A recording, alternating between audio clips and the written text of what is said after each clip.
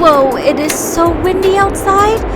Oh no, and it's snowing now. We better head out. We don't want to get stuck in the snow. And we still have to visit my mom. Dad said she's not feeling well right now. And it's her birthday. We have to bring them some groceries too. Already? Yeah, can we just stay for 5 more minutes? We're playing doctor. No, sorry kids, we can't stay, not even for 5 minutes.